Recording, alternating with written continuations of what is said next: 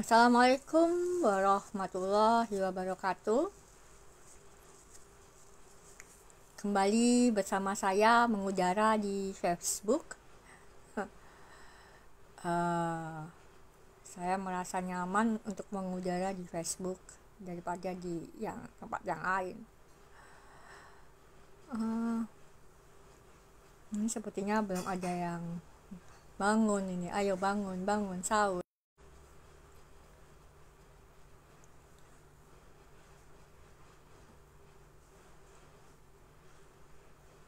Oke, tadi sempat terinterupsi. Oke, mari kita mulai sesi dongeng saat sahur. Saya mulai dengan mendaraskan dari The Beloved and I. Saya selalu heran kenapa di kamera saya ini selalu nyala gelap ya. Baiklah. In the name of God, most gracious, merciful, all praise is God's, Lord of the universe, most gracious Lord, and Lord most merciful, King of the day of judgment, we rehearse to you alone our worship and petition. Guide us, O Lord, in your right admonition, in ways of peace, in your bounteous ocean. Not in your path who know your wrath, nor in the way whose steps go to perdition. Amen.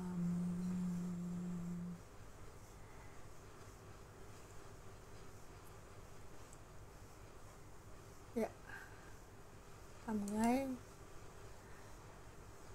Kemarin sesi saya 2 kali sudah membahas. Yang pertama di bagian pertama pada hari Minggu menceritakan Imam Mahdi yang pertama kali ada di dalam satu dongeng, satu peredaran dongeng di dalam masyarakat yang kabarnya sudah menjadi muslim pada masa itu. Dan kemudian akhirnya saya membahas kemarin siapakah Imam Mahdi yang pertama itu, yaitu Imam Muhammad Al-Hanafiyah. Dan saya selesaikan kemarin sampai di bagian ketika Al-Walid I meninggal dunia, digantikan oleh Sulaiman, putra yang lain dari Abdul Malik. Jadi sepertinya ini satu kebiasaan di masyarakat Arab bahwa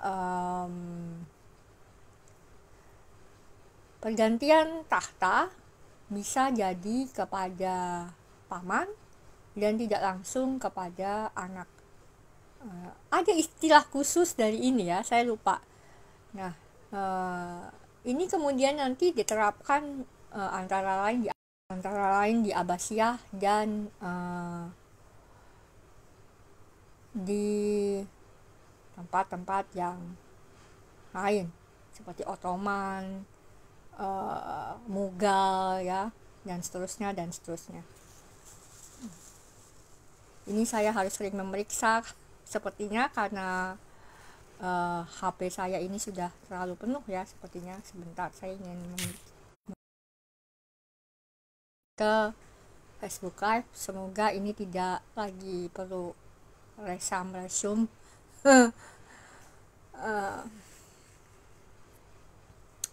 Ini masih belum ada yang menonton.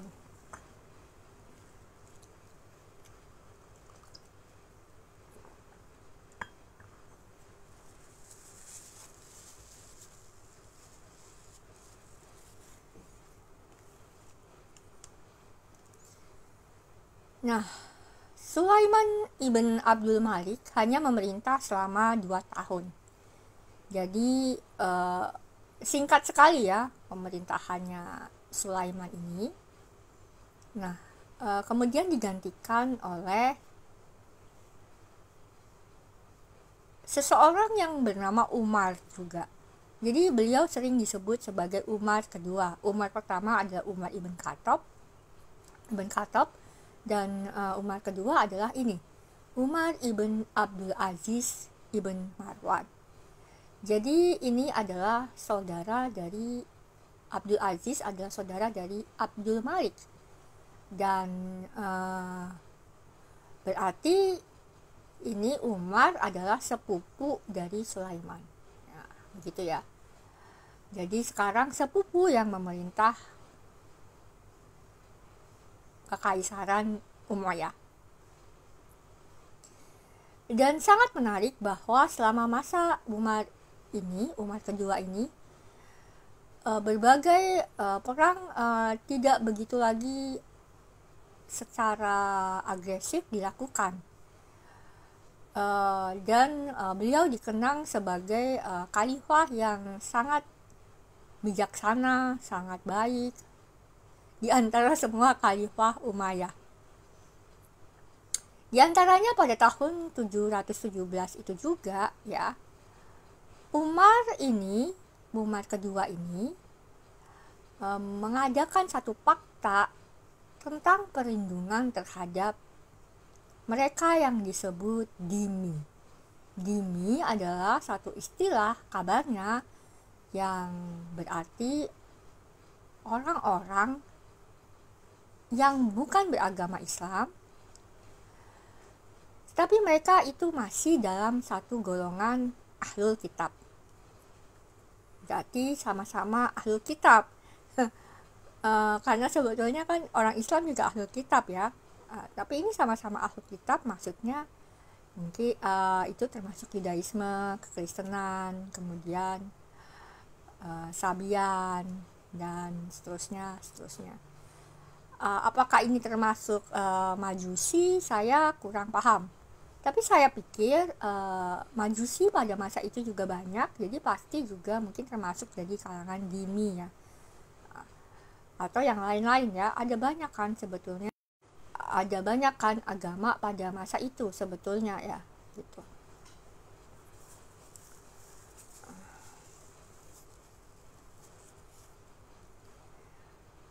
Cuman sayangnya Umar kedua ini dia hanya memerintah selama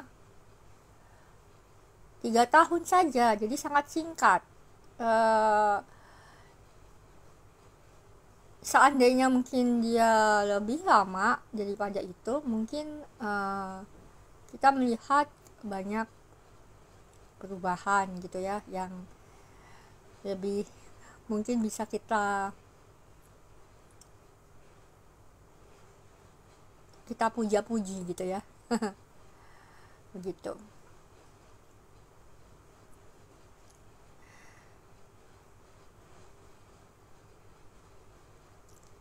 Nah, Umar kedua ini setelah meninggal digantikan oleh Yazid kedua. Saya tidak akan terlalu banyak membahas pada masa-masa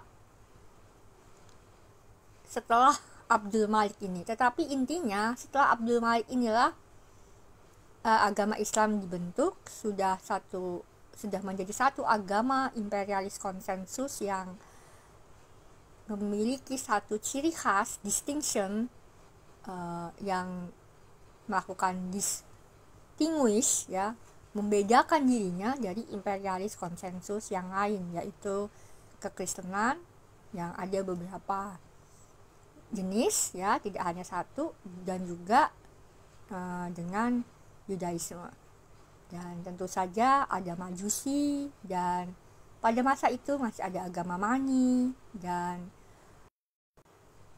dan saya pikir pada masa itu masih ada agama Sabian yang cukup signifikan. Begitu.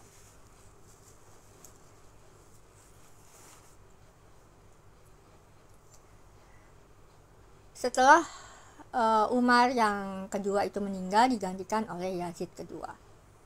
Kemudian 2 tahun kemudian, tahun 722 Masehi, lahirlah putra, katanya ini putra pertama ya,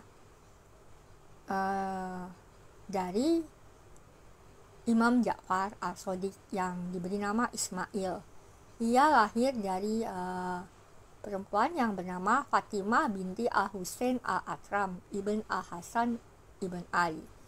Jadi beliau adalah keturunan dari Imam Al-Hasan juga.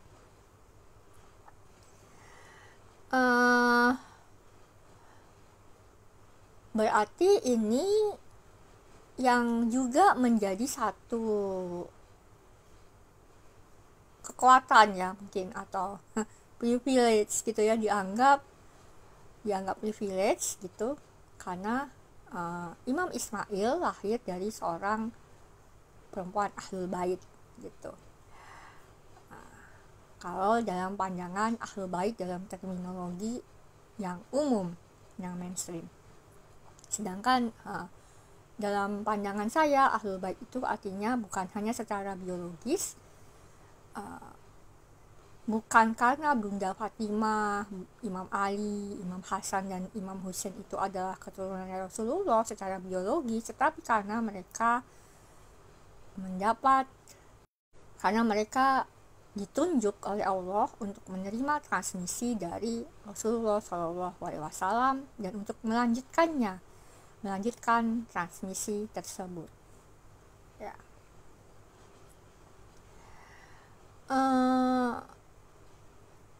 Begitu ya. Nah, 2 tahun setelah Imam Ismail lahir, Yazid II itu meninggal. Berarti Yazid ini hanya memerintah selama 4 tahun. Jadi singkat semua ya. Satu periode kepresidenan ya. Kalau di Indonesia kurang malah setahun. Yazid II ini kemudian digantikan Hisham. Nah,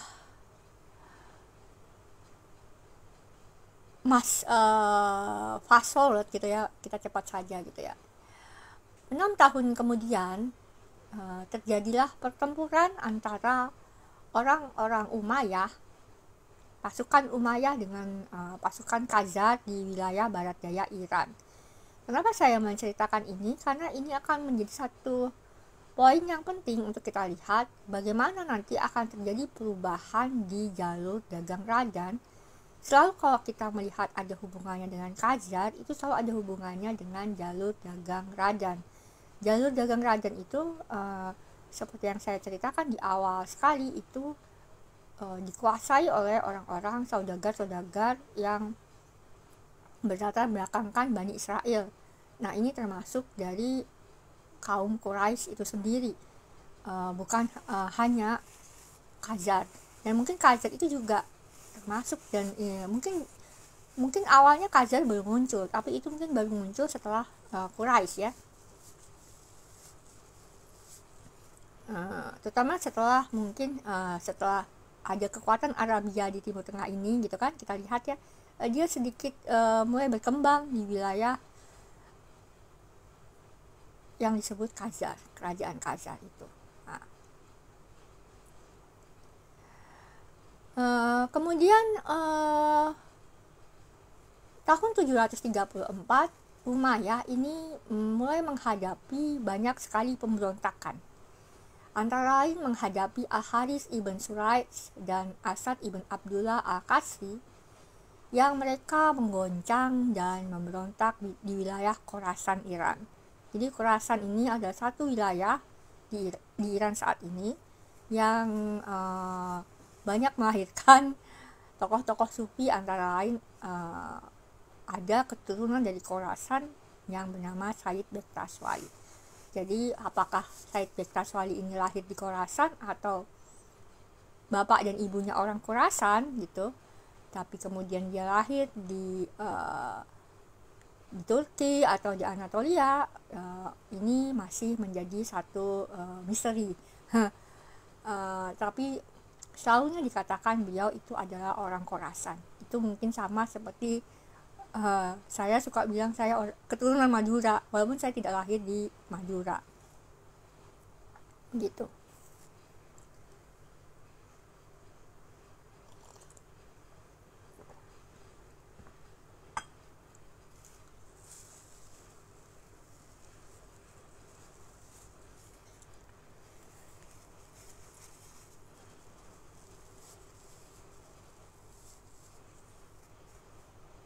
Nah, jadi rupanya peperangan di antara Umayyah dengan Khazar ini berlangsung sangat lama.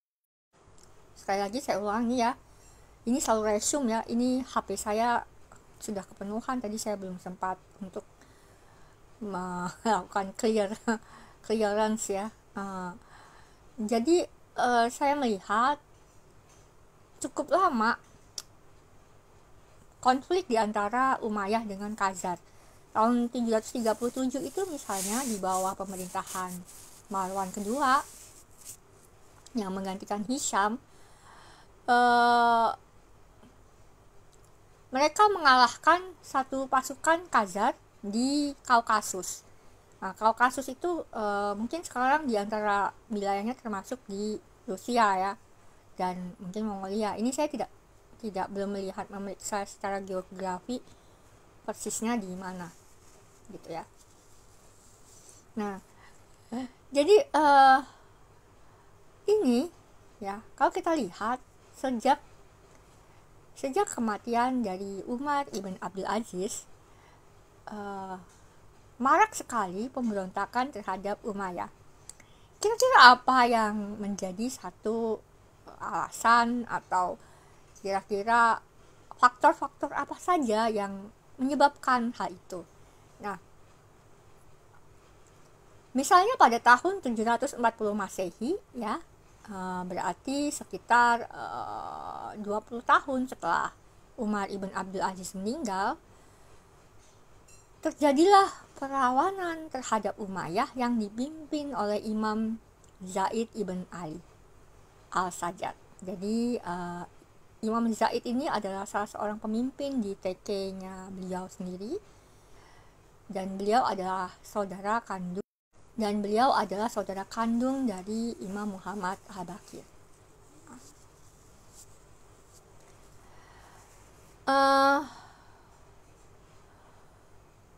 Saya rasa ini adalah salah satu perlawanan yang cukup keras, cukup dahsyat, yang pertama kali setelah kejadian Karbala. Jadi setelah Karbala itu memang ada banyak perlawanan termasuk oleh Mukhtar al-Thaqafi ya, tapi tidak sedahsyat yang dilakukan oleh Imam Zaid ini. Berarti ini 60 tahun setelah tragedi Karbala. Dan di dalam peristiwa ini Imam Zaid berhasil dikalahkan dan beliau disalib. Kabarnya itu disalibnya seperti yang dialami oleh, saya lupa ya, Santo Petrus atau Santo Paulus gitu ya, yang dibalik itu ya bentuk salibnya. Ya memang cara menghukum pemberontak pada masa lalu itu disalib biasanya, dan model salib itu macam-macam, ada yang disilang, ada yang dibalik gitu kan. Makanya kalau di dalam kekristenan itu model salib itu beragam gitu, dan masing-masing biasanya dinisbahkan kepada para apostle, para murid dari Sang Pir Yesus Kristus atau Nabi Isa Al-Masih, untuk mengenang bagaimana mereka menjadi syuhada atau martir saat mereka tetap mengajarkan dan menentang pemerintahan Romawi yang saat itu menjajah Bani Israel dan menjajah orang-orang Yehuda di wilayah Palestina saat ini. Tahun yang sama dengan peristiwa pemberontakan ini, saya tidak tahu apakah ini setelah atau sebelum pemberontakan atau pembangkangan, perlawanan yang dilakukan oleh Imam Zaid ibn Ali, lahir yang namanya Imam Yahya ibn Zaid ibn Ali. Jadi Imam Zaid punya anak dari istri satu-satunya.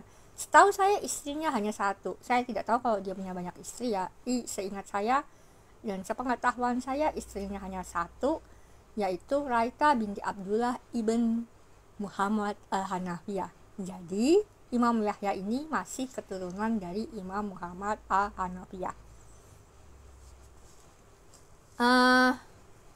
Kemudian Imam Yahya ini yang mempelopori satu bentuk pemahaman, satu bentuk ideologi bahwa kita harus melakukan gerakan Islam yang konsisten untuk melawan terhadap tirani, terhadap ketidakadilan dan kezaliman suatu pemerintah, suatu kerajaan gitu ya. Nah,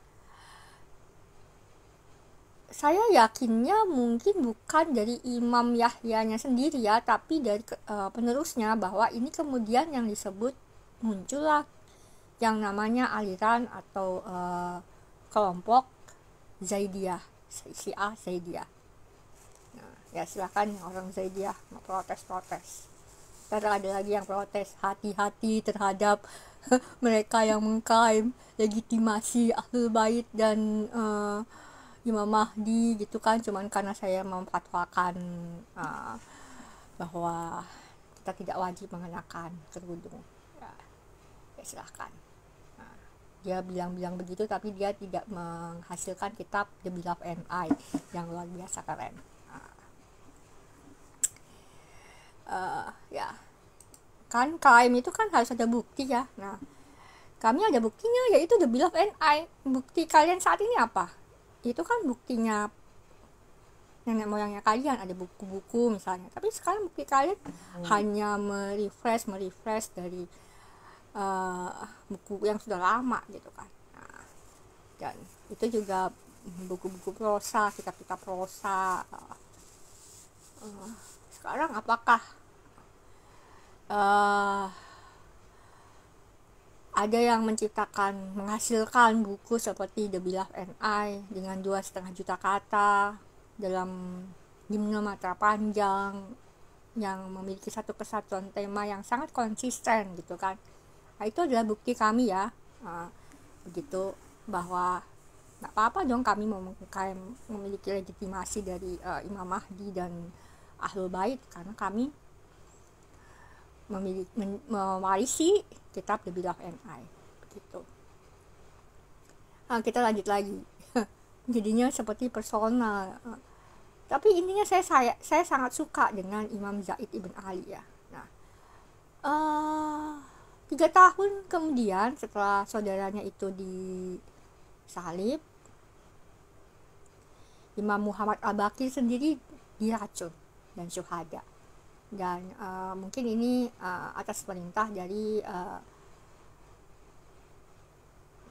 para petinggi Umayyah ya, gitu. Kemudian imamah dilanjutkan oleh Imam Ja'far al-Shadiq. Jadi tahun 743 Masehi, disinilah mulai penggenapan dari yang disampaikan di dalam kitab Wahyu atau Injil Wahyu pasal 10. Yaitu Imam Ja'far al-Shadiq menyampaikan kitab Ja'far atau kitab Buyruk. Jadi kitab Buyruk itu adalah satu kitab instruksi pedoman spiritual, sedangkan kitab Ja'far itu biasanya lebih luas selain daripada Buyruk. Ini termasuk pengajaran Taurat, Zabur, Injil, dan Al-Quran. Jadi ini adalah Al-Ja'far adalah induk dari The Beloved and I. Jadi kalau The Beloved and I itu dihasilkan pada abad 21 berdasarkan bimbingan dari 4 musyrik Rijal Al-Ghaib. Nah, ini adalah satu bagian yang disampaikan kembali dari Al-Ja'far ini. Jadi Al-Ja'far itu seperti kitab induk yang agung gitu kan, satu ensiklopedia yang besar gitu, seperti itu lah lebih kurang. Nah, di dalamnya ada Buyruk, kemudian di dalamnya ada pengajaran Taurat, Zabur, Injil, dan Al-Quran. Nah, dan ini terus-menerus wariskan kepada mereka yang dari sanadnya Imam Ja'far as-Shadiq, yang antara lain adalah Said bin Kaswali dan seterusnya sampai ke Jaudiyah dan seterusnya sampai akhirnya disyarahkan kembali oleh Syekh Ali Haidar, mursyid kami gitu. Nah,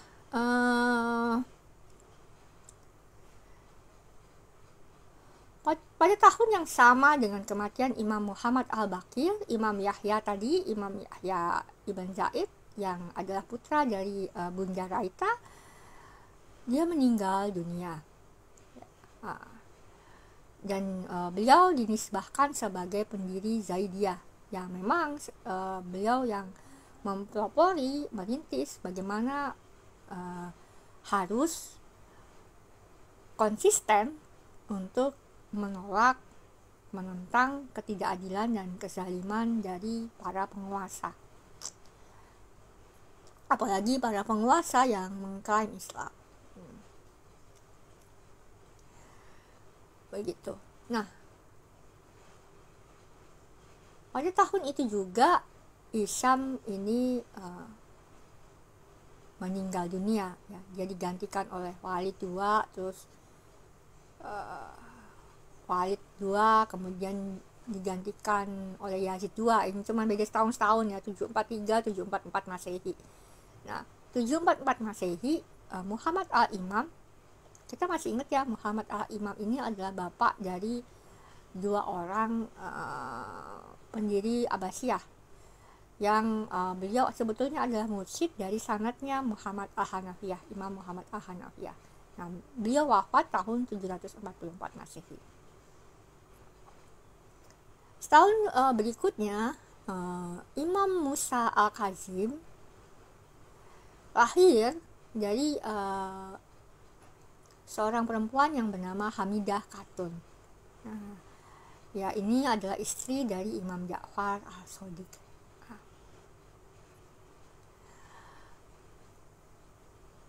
Begitu. Kemudian 2 tahun berikutnya, setelah Imam Musa Kazim lahir, terjadilah revolusi Abu Muslim di Khorasan. Ini satu revolusi yang menarik ya sebetulnya. Begini, Abu Muslim adalah salah satu panglima revolusi Abbasiyah, yaitu pada masa itu sudah mulai terbentuk kelompok-kelompok yang memang ingin menentang Umayyah, bukan Abbasiyah, Umayyah. Nah, kelompok-kelompok ini kemudian berhimpun dan dipimpin oleh Bait Abbas, Ocak Abbas. Nah, dan salah satu panglimanya itu dikenal sebagai Abu Muslim.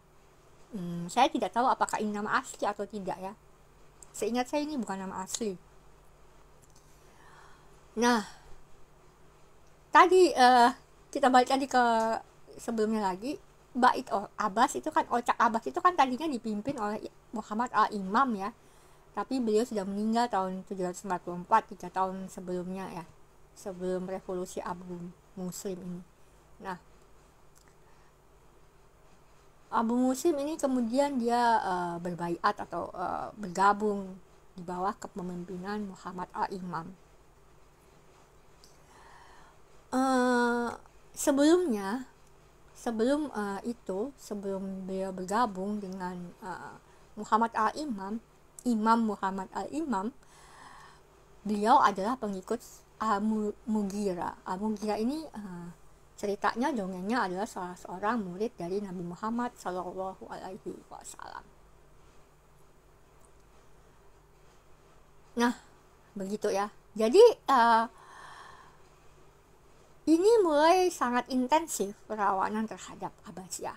Sekarang kita akan melihat kenapa terjadi sedemikian banyak perlawanan terhadap Umayyah yang kemudian berhasil diimpun oleh Abbasiyah. Antara lain adalah yang pertama karena Umayyah ini banyak mengecewakan orang-orang non-Arab. Jadi kebijakan-kebijakannya mereka itu sangat Kalau zaman sekarang disebut rasis seperti itu ya, atau terlalu etnosentris. Uh, Kalau di Indonesia biasanya itu kayak itu terlalu Jawa sentris gitu ya. Sekarang di situ di Umayyah itu sama, lebih kurang mereka tidak suka bahwa kebijakan itu lebih memihak kepada orang-orang Arab. Misalnya adalah orang Persia, Turki, orang Turki dan lain-lain gitu ya. Mereka murka. Nah, ini ada hubungannya juga dengan Umar ibn Abdul Aziz tadi yang saya ceritakan tentang dini ya. Jadi sebelum itu banyak orang selain Arab yang identitasnya Arab, ini kita perlu sedikit kritis. Identitas Arab ini bukan identitas Arab seperti yang kita pahami saat ini, tetapi identitas Arab yang ada pada masa itu, bukan yang seperti sekarang ya. Identitas Arab pada masa itu juga artinya adalah orang yang bergabung dengan gerakan Islamnya Rasulullah, dan juga yang bergabung dengan partai Islamnya Konsili Sakifah. Nah, pada masa Umayyah itu dipadatkan identitas itu, dan kemudian mereka yang punya identitas itu punya, anggaplah seperti kartu keanggotaannya itu memiliki privilege tidak kena pajak, semacam itu ya, tidak kena pajak dan lain sebagainya. Jadi banyak orang itu kemudian masuk Islam dalam tanda kutip, asal dipahami masuk Islam itu maksudnya itu gitu, masuk ke identitas itu gitu. Nggak harus berarti masuk ke dalam tarikatnya, tidak, ada ya banyak juga yang masuk ke dalam tarikatnya, tapi tidak selalu itu ya. Nah, akhirnya pada masa Umar bin Abdul Aziz itulah tadi muncul Fakta Umar itu yang membuat satu kebijakan melindungi mereka yang tidak beridentitas itu. Dan tentu saja kalau semua orang itu nanti masuk Islam, nggak terima pajak kan mereka gitu kan. Jadi justru nggak ada tuh islamisasi zaman Umayyah itu, mereka tuh nggak suka ada islamisasi. Biarlah orang tetap agamanya Kristen, Yudaisme gitu kan, biar kita dapat pajak gitu. Semacam itu.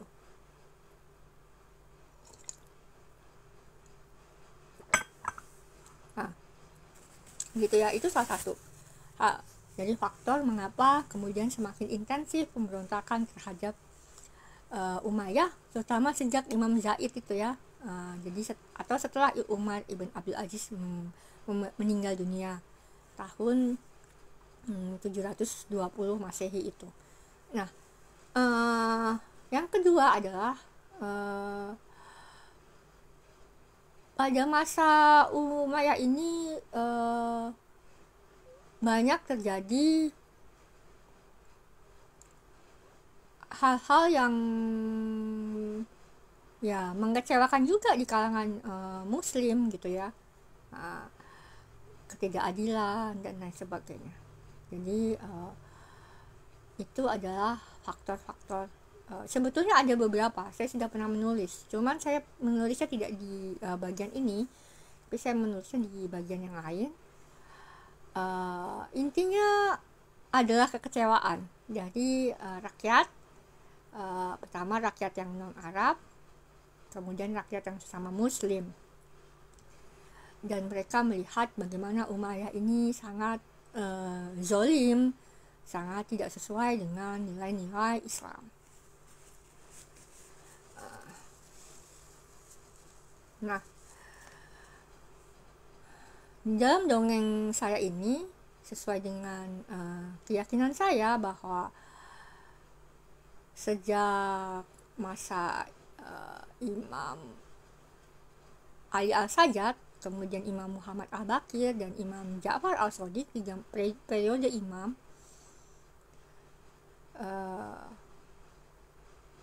gerakan Islam yang mereka pimpin itu bersifat di bawah tanah ya, underground. Kalau tarekatnya mungkin tidak underground gitu kan, tapi gerakannya ini underground, dan saya yakin ini dibimbing oleh kalau kita kalau saya meyakini Imam Mahdi yang pertama adalah Imam Muhammad Al-Hanafiyah, maka itu dibimbing oleh beliau. Oke. Sekarang kita lihat bahwa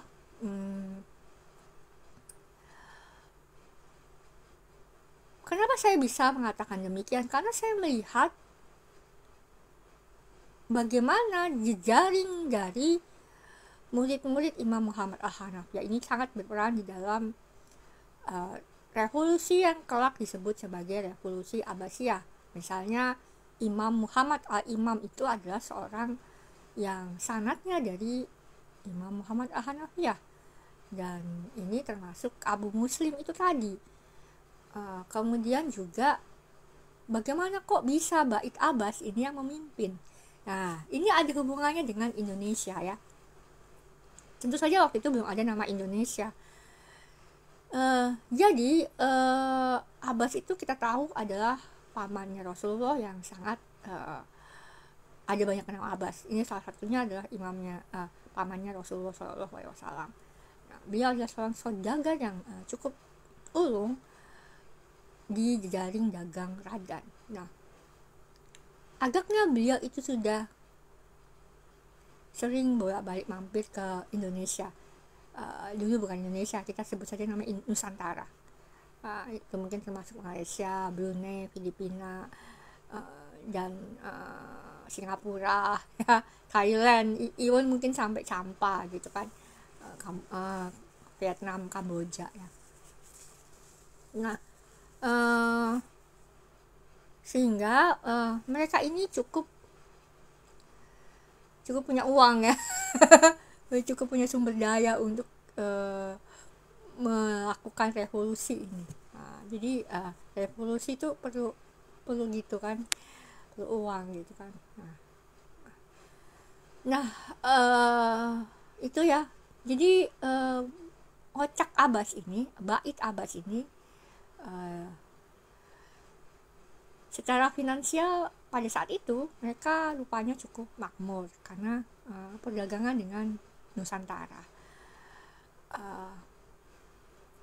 Kenapa saya bisa bilang begitu? Karena sebetulnya pada masa Bait Abbas ini sedemikian makmur dan diam-diam membiayai operasional dari gerakan-gerakan pemberontakan itu, karena ternyata banyak, bukan banyak, saya mungkin banyak tapi kita belum menemukan, tapi ada beberapa makam yang berasal dari tahun 690 Masehi dan 790 Masehi. Jadi dari zaman-zaman Karbala dan zaman-zaman ini awal Abbasiyah ini gitu. Nanti kita akan bisa melihat pada masa Abbasiyah ini kan ceritanya belum masuk Abbasiyah ya. Itu sebabnya hubungannya itu akan menjadi semakin intensif dengan berbagai kerajaan di Nusantara ya. Tapi ini belum sampai situ. Misalnya di Sulawesi ada makam dari tahun yang sama, nggak lama dari peristiwa Karbala. Artinya hubungan dagang itu sudah terjalin sangat lama, dan kalau kita mau menelusuri lebih jauh ke masa kerajaan Salaka Negara, berarti yang dari abad ke-1 Masehi yang ada di Jawa, berarti sebetulnya hubungan dagang ini sudah lama, cuman sayangnya memang tidak tertulis dengan heboh gitu kan. Dan lebih banyak di tradisi tutur, atau kita saja yang belum menemukannya di dalam manuskrip itu ya. Jadi Muslim yang datang ke Nusantara itu sudah datang jauh sebelum masa Wali Songo pada abad ke-15 Masehi.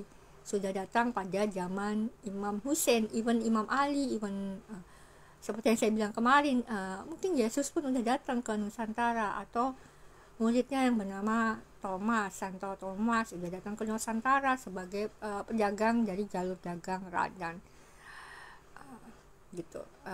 Saya tidak melihat itu sebagai satu bentuk berdakwah secara manifest destiny, tetapi ya karena memang profesi mereka adalah saudagar, businessman gitu ya.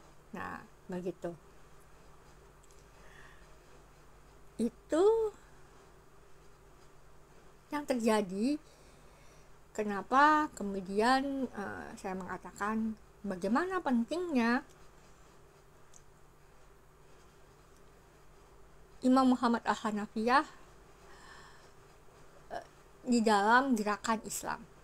Kalau secara tarekat tentu saja adalah Imam Ali As-Sajjad, musahibnya, dan kemudian penerusnya Imam Muhammad Al-Baqir dan Imam Ja'far As-Shadiq. Tetapi di bagian gerakan Islamnya yang underground itu adalah murid-murid dan mursyid-mursyid yang dikader di bawah ocaknya beliau, yang kemudian berkembang menjadi beberapa ocak, dan ocak yang paling sukses karena mampu memberikan dukungan secara finansial adalah Ocak Abbas. Nah, begitu. Kalau Ocak Zaid itu sudah berusaha untuk melawan, ya kan? Nah, tapi kemudian gagal, dalam tanda kutip secara keduniawian kita melihat kegagalan dengan beliau itu disalib. Itu. Dan itulah yang kemudian akan mengantarkan kita pada tahun 749 Masehi adanya satu revolusi yang disebut Revolusi Abbasiyah.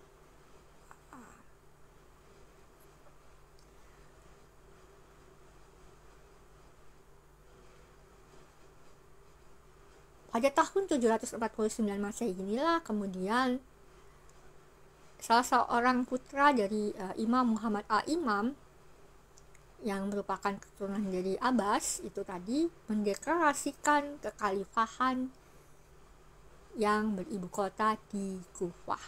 Nah, ini adalah penggenapan dari nubuat yang disampaikan oleh Nabi Daniel di pasal 11 ayat 33 hingga 35.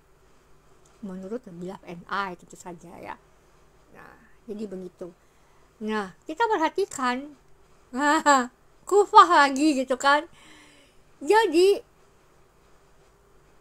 kita ingat ya, siapakah orang pertama yang mendeklarasikan kekhalifahan yang beribu kota di Kufah? Bukan Imam Ali. Imam Ali tidak mendeklarasikan kekhalifahan. Yang mendeklarasikan kekhalifahan itu kan adalah Konsili Saqifah. Imam Ali hanya melanjutkan dan memulihkan gerakan Islam agar kembali ke gerakan Islam kitahnya Rasulullah, tidak lagi menjadi partai politik seperti Konsili Saqifah gitu kan. Nah, tapi kemudian setelah beliau meninggal ada setidaknya 2 kekhalifahan yang ingin dikembangkan menjadi kekaisaran, yaitu Zubairiyah dan Umayyah. Nah, Umayyah itu berpusatnya di Damaskus yang berwilayah sangat Helenis, dan kemudian Mekah yang dipimpin oleh Ibnu Zubair yang tadinya adalah tempat orang-orang Ghazan dan orang-orang yang memegang jalur dagang Radan itu dari kongsi Quraisy ya. Sekarang kita lihat siapa? Ya, Mukhtar Al-Thaqafi. Mukhtar Al-Thaqafi ini kan dari suku bangsa atau kan Taif, yang ada di Taif ya. Jadi orang Taif.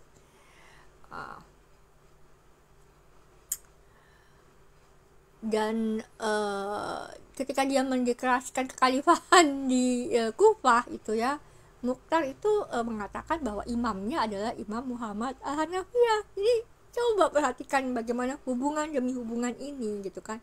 ini tidak mungkin tidak ada hubungan satu sama lain, bahwa ini satu gerakan yang bagi kita mungkin acak gitu ya, tapi saya melihatnya ini ada satu yang sangat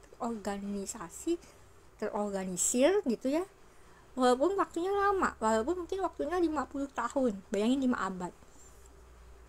Anggaplah seperti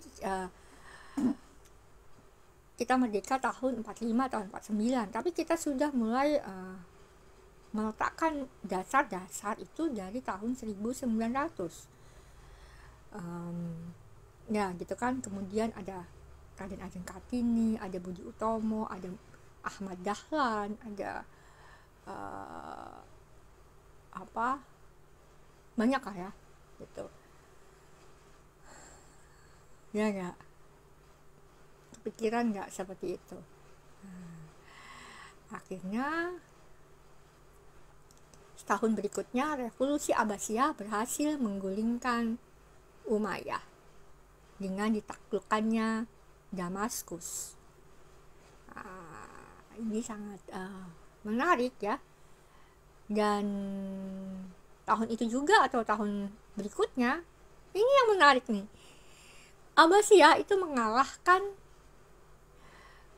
pasukan dinasti Tang di satu kota bernama Talas yang ada di Asia Tengah. Ini Uzbekistan atau Kazakhstan, saya nggak tahu ya. Coba kita lihat nanti ya.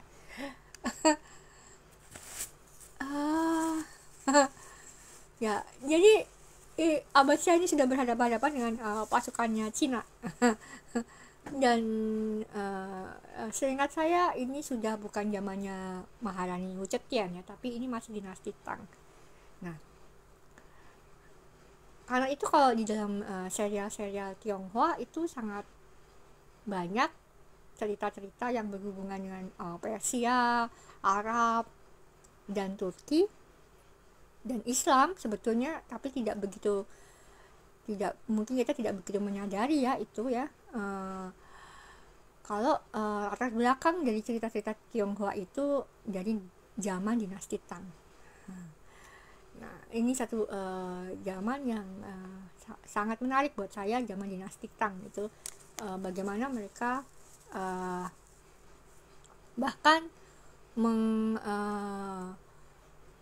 memadukan berbagai budaya dari Persia, Arab, dan lain sebagainya di dalam kebudayaan mereka. Nah, itu. Nah, sebelum saya tutup,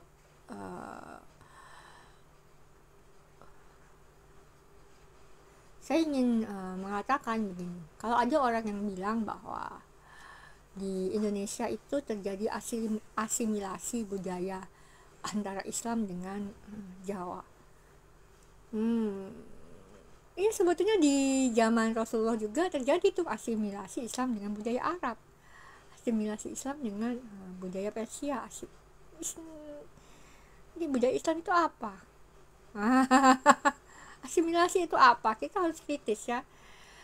Hanya karena Rasulullah hidup di wilayah Arabia, terus kita mengira bahwa Islam itu budayanya yang itu gitu kan, ya begitu. No. Jadi jangan-jangan kita itu terpengaruh oleh cara pandang orang Barat yang mengkotak-kotakkan antara budaya dengan agama, dengan spiritualitas, dan antara budaya satu dengan budaya yang lain.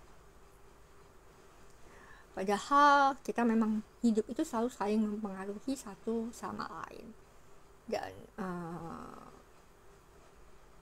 Islam itu yang dibawa oleh Rasulullah SAW itu